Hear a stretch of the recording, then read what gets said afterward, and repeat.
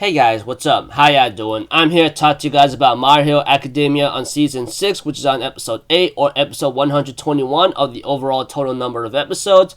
Now, this episode right here was nicely done. I gotta give props to Bones and everyone else actually doing a fine job here and there. And I hope... sorry, I'm a little tired. I hope they continue to do this kind of production onward and forward, So if anything else, let's just talk about the episode.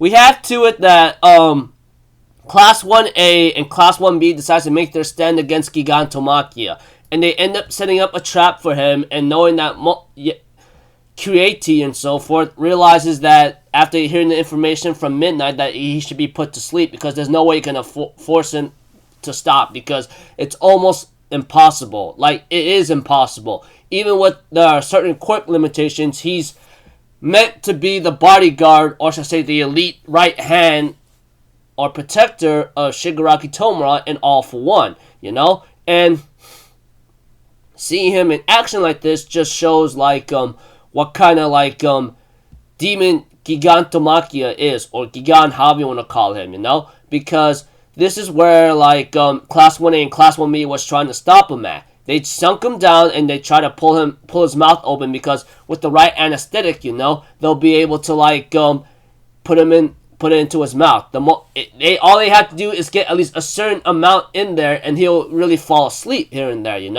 However, it doesn't come out that very simple. These League of Villains actually prepared for what they had to do because of what's going on here and there, And as the episode continues on, etc., we have to it that Gigan is easily shaking them off like no tomorrow. Like the moment that Class 1A and Class 1B throws the anesthetic, Gigan just blows them all away easily with just a sneeze or just a blow of his breath, man. I'm like, oh dear. Now this is what I call very bad, serious situations here and there, And we have to it that Gigan is later on ambushed by other heroes, and Mount Lady, knowing that they are trying to throw something in his mouth, ends up trying to get him to open here and there. Pinky, on the other hand, even though blasted by Dabi's flames, we have to it Pinky ends up managing to put a lot of viscosity into her body so the flames won't reach her. And we have to it that she was gonna throw the anesthetic. However, she ends up hearing Gigan's voice and realizes that it is the same giant that made her and her friends be afraid very badly, which I don't blame her for, because that guy could have killed her and her friends, And she ends up messing up a throw, but Red Riot manages to push her away before Gigan can actually crush her or kill her, And we have to it, Red Riot decides to let him finish the job for her, and we have to it, he had one anesthetic getting ready to be thrown. However, Toga realizes this and throws a knife at it to break it, but we have to it, Red Riot had another jar thanks to Pinky's sacrifice that he managed to save, and throws it into Gigan's mouth in time, However, knowing that they managed to get at least one anesthetic in there, that just shows that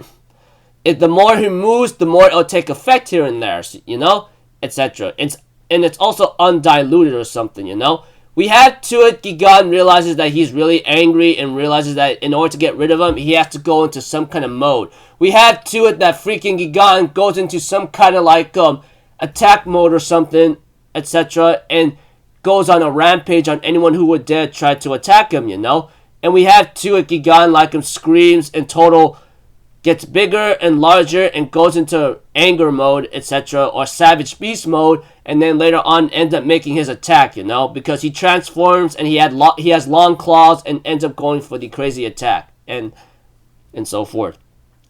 At the same time, we go to Shigaraki's fight here and there, and we have to it that everyone has Shigaraki cornered, but Shigaraki is not yielding and makes a speech how you heroes and people never realize what's going on at all, and you allow the rotten things to form and evolve, and because of that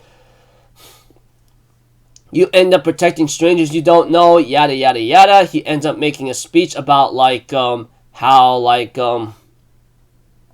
they don't really look at the situation very greatly, and that they ignore those who are really in need of help, which is him. And because they ignored him and didn't help him or possibly even reject him when he was very little, he will reject the world and society, and that he doesn't care if they don't understand at all, because that's just what makes them villains, heroes and villains to begin with. And we have to it, Gran Torino and Endeavor try to stop Shigaraki, but Shigaraki does not yield. We have to it, like, Gran Torino tries to escape, but Shigaraki crushes his leg, pushes him down, and later on pierces his chest right now, causing Deku and Bakugo to scream. Well, Deku to scream greatly because Gran Torino was his master and teacher, you know, in terms of training him in One For All.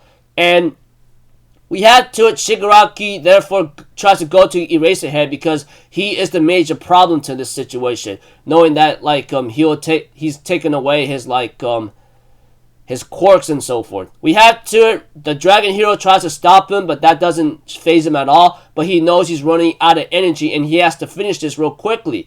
We have to it, Deku shows up and freaking, like, attacks Shigaraki, wrapping him around and trying to restrain him, saying that I'll never forgive you. And Shigaraki's like, I'll never forgive anyone. And he ends up he elbows Deku in the gut very badly, causing him to cough. But Deku uses that power to, like, turn into power and try to stop Shigaraki from moving. We have to it that Endeavor tells Deku to hold him still, you know, and so forth.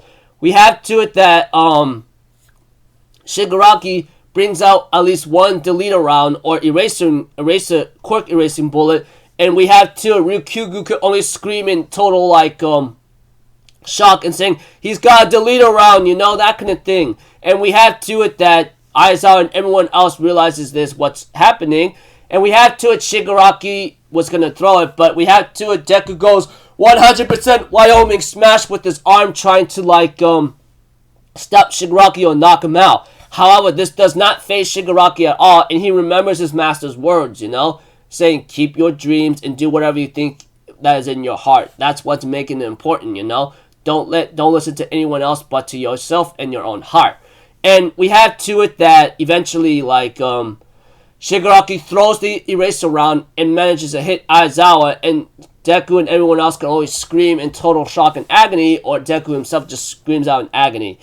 Next episode, I'm not going to say anything because, like, the title already gave it away, and we're already getting towards that point, you know? So, anyways, I'm looking forward to, like, next episode because they're doing a great job so far. I give props to Bones, although they did change some scenes here and there compared to the manga, but I think it's okay, you know? So, until then, people, I'll see you guys in the next video. I'm Alpha Zero. Have a good day, and I'll see you guys next time, alright? Peace out. Bye-bye. Toot-toot!